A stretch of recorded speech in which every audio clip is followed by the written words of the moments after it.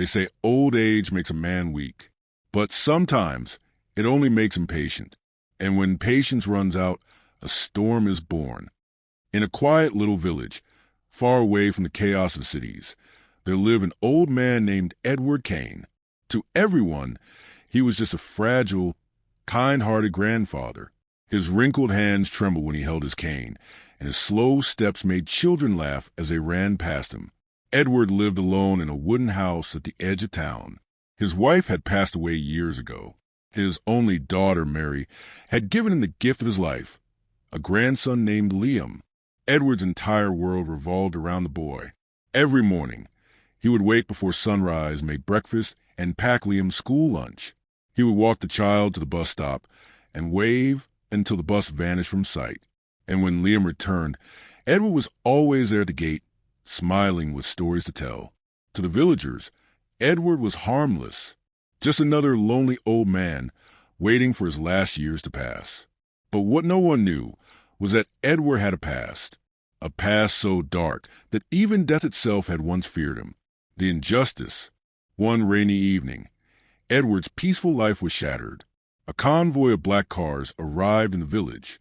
From them stepped men with cruel eyes and heavy boots. At their center was a powerful gangster named Victor Cross, a man who ruled a nearby city through fear and blood. Victor had come for the land, the forests, the river banks, the fertile soil. To him, everything had a price. He stood before the villagers and said, "Sell your lands, sign the papers, take the money, or suffer." Most villagers were terrified. Some agreed. But Edward Kane stepped forward. His voice was calm, but firm. "This land is not for sale. Not now. Not ever." Victor looked at the frail old man and laughed. "You? What will you do, Grandpa? This world belongs to the strong. And you are nothing." That night, Victor's men unleashed terror. They burned houses, dragged men into the streets, and forced trembling hands to sign papers. Edward rushed to protect his daughter and grandson, but fate was merciless. Mary tried to shield Liam, but the gang struck her down without hesitation. Edward's heart shattered as he saw his daughter fall. Liam screamed as rough hands dragged him away into the darkness. The house burned. The family was torn apart. And Edward Kane was left broken, helpless, watching the flames consume everything he loved. The awakening. The next morning, villagers gathered around the ruins. They whispered prayers for Edward, believing he was finished. A weak old man, alone in the world, powerless. But they were wrong. Edward sat among the ashes, silent. His eyes, once soft with kindness, now burned with something else. Not grief, not despair, but fury. For decades, Edward had hidden his true self. Years ago, he had been known by another name, the Raven, a soldier, an assassin, a man who could disappear into shadows and leave behind nothing but corpses. He had walked away from that life for the sake of his daughter. He had buried the weapons, the rage, the bloodlust. But now it had all come back. With trembling hands, Edward pulled up the charred floorboards of his ruined house. Beneath them lay a rusted steel box. Inside were knives, an old pistol, photographs of wars long forgotten, and a black mask that once struck fear into the hearts of enemies. Edward whispered, his voice cold and sharp, "They think I am weak. They will learn who I really am." The oath. That night, under the pale moonlight, Edward stood at his wife's grave.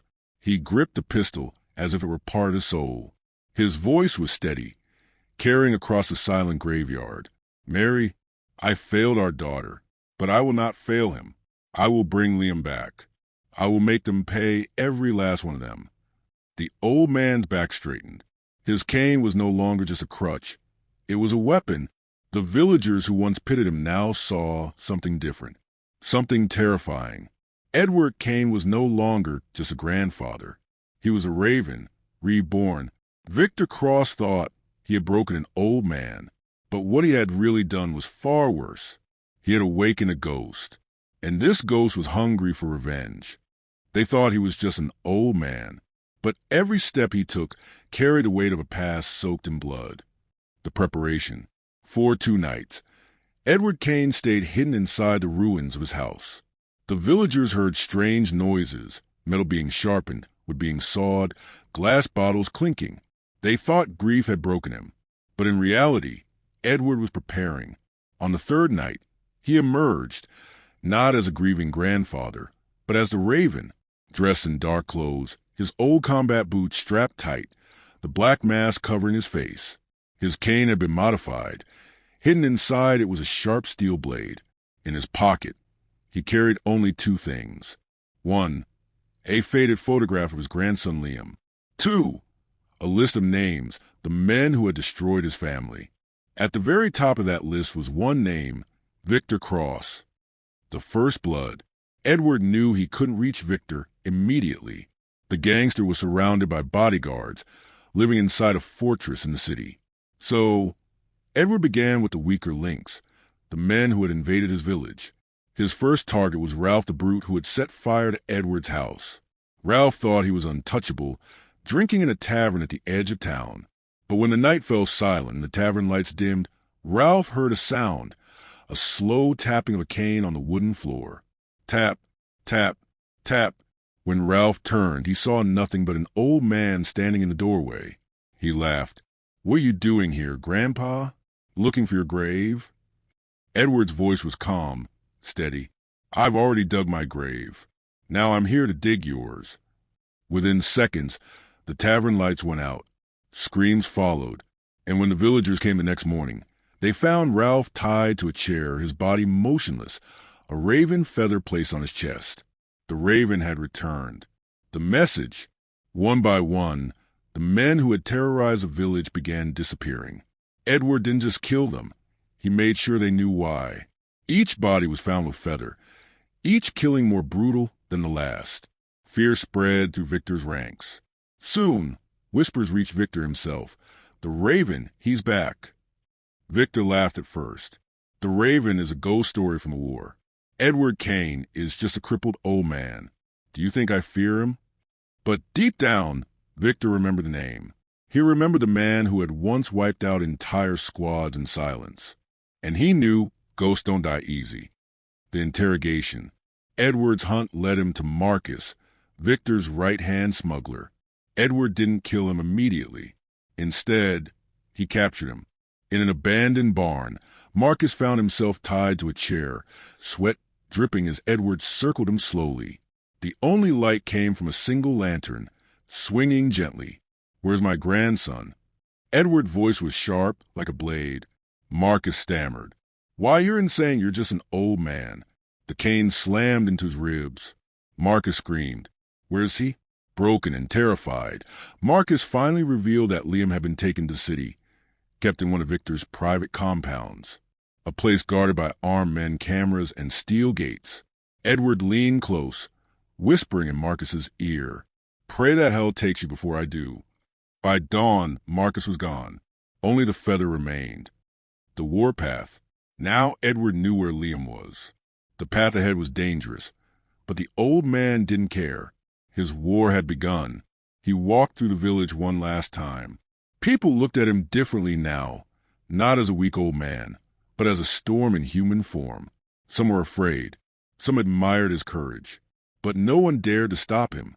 "I am not fighting for me," he whispered, looking at Liam's photograph. "I am fighting for him." And with that, Edward Kane, the Raven, marched toward the city, toward Victor Cross, toward blood. Victor thought his empire was untouchable, but he had never faced a man with nothing left to lose. The hunt had only begun, and the Raven was coming. Edward Kane, the man once whispered about as a Raven, stood in the silence of his burned-out home. The flames had been extinguished long ago, but the smell of smoke still clung to the walls. The memories of his grandson's laughter echoed in his ears. Every creak of the house felt like a scream from the past. The night before, he had buried his daughter beside his late wife. His hands trembled as he laid the final handful of dirt over the coffin. He had buried family before, but this time it was different. This time, his blood boiled with something deeper than grief. It was vengeance. Edward was not just an old man with a cane. He was once an assassin feared by governments and criminals alike. And tonight, The Raven was spreading his wings again. He knew the kidnappers belonged to an organization, not just petty thieves. Their methods were too precise. The burned house, the careful abduction, it was all professional. Edward returned to his old study, where behind a cracked wooden panel, he retrieved a rusted steel box. Inside were fragments of his past life, a black combat knife, a silenced pistol, a notebook filled with coded names and locations. His wrinkled hands trembled slightly, but his grip was firm. He strapped the knife to his belt, slid the pistol into his coat, and picked up his cane. That cane was no ordinary support. It hit a thin steel blade inside. "The hunt begins," he muttered. "The city at night." Edward moved through the city streets like a shadow. He was slower than in his youth, but his mind was sharper than ever. He visited an old contact, Marcus, who now ran a shabby bar on the outskirts. Marcus had once been Edward's informant during missions in Eastern Europe. Inside the bar, smoke filled the air. A jukebox hummed softly in the corner. Marcus nearly dropped his glass when he saw Edward. "Goddamn, I thought you were dead," Marcus whispered. "Not yet," Edward replied. "I need information." Edward slid a crumpled photo of his grandson across the table. They took him, men dressed in black. Professional. Who's running the streets these days? Marcus hesitated. "You don't want to get involved."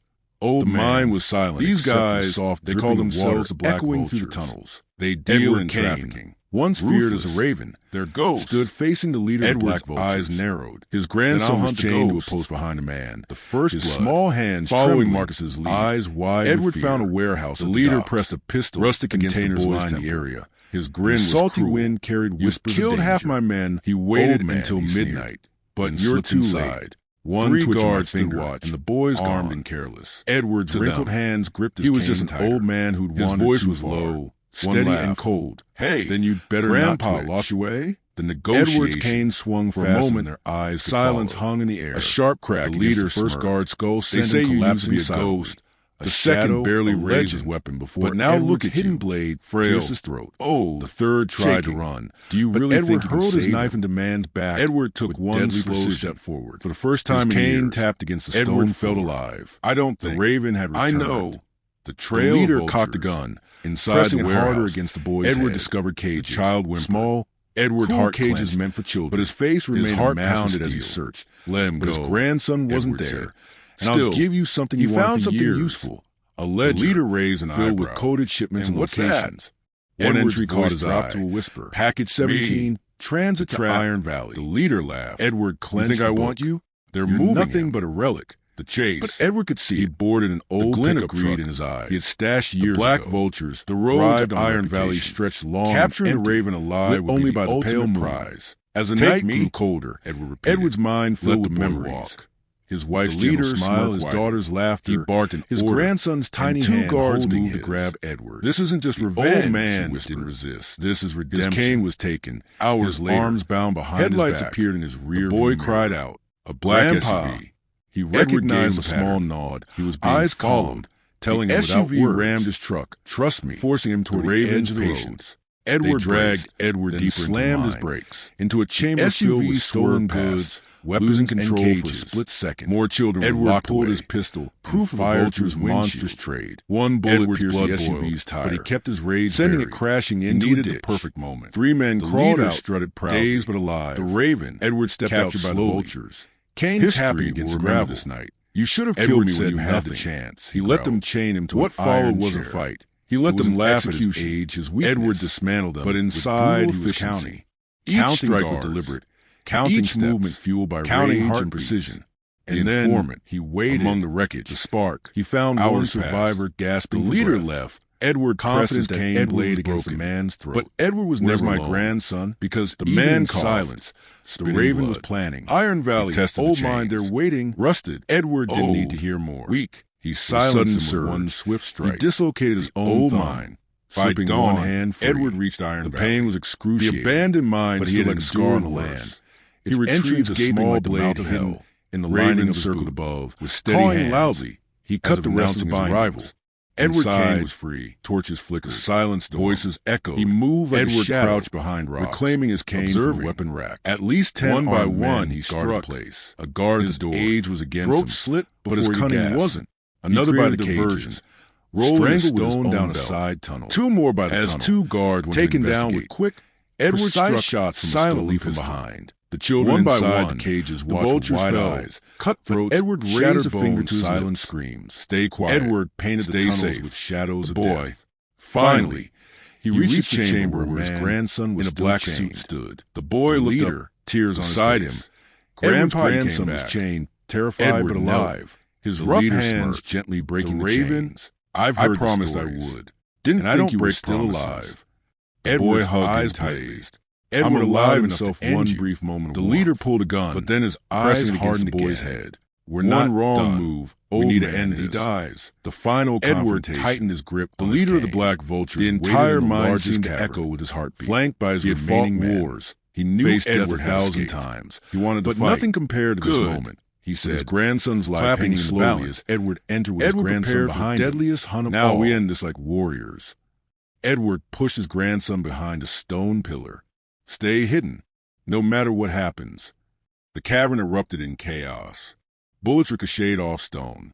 Edward moved with impossible precision for his age, using the shadows, using the echoes of the mine. He was slower than before, but smarter. Every step, every strike was calculated. One by one, the vultures fell, but the leader remained, circling Edward like a wolf. You can't protect him forever, the leader hissed. When you die, he'll be mine. Edward's eyes blazed with fury. Then I'll just have to outlive you. The duel. The leader lunged with a knife. Edward blocked with his cane, the steel inside clashing against the blade. Sparks flew in the darkness. They fought viciously, strength against experience, youth against age. The leader slashed Edward's arm. Blood spilled. Edward staggered, but refused to fall. His grandson cried out from the shadows, "Grandpa, don't give up." That cry ignited him. Edward roared, driving his cane blade into the leader's chest. The man gasped, eyes wide with shock. "For my family," Edward growled, twisting the blade. "For every child you stole. For the raven." The leader collapsed, lifeless. The aftermath. The cavern was silent again. Edward's chest heaved, blood dripping from his wound, but he remained standing. His grandson ran to him, hugging him tightly. "You did it, Grandpa. You saved me." Edward placed a trembling hand on the boy's head. "No, we saved each other."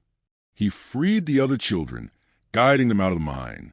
The sun was rising, casting golden light over the valley. For the first time in years, Edward felt peace. But inside, he knew peace was temporary. The world was still full of vultures. And maybe, just maybe, the raven would fly again if needed. As Edward and his grandson walked away from the mine, the boy looked up at him. "Will we be okay now?" Edward smiled faintly, pain in his eyes but hope in his heart. "Yes, son, as long as we stay together." The camera would fade on their silhouettes, the sun rising behind them. The story of the raven was not just about revenge. It was about love, sacrifice, and the unbreakable bond between a grandfather and his grandson.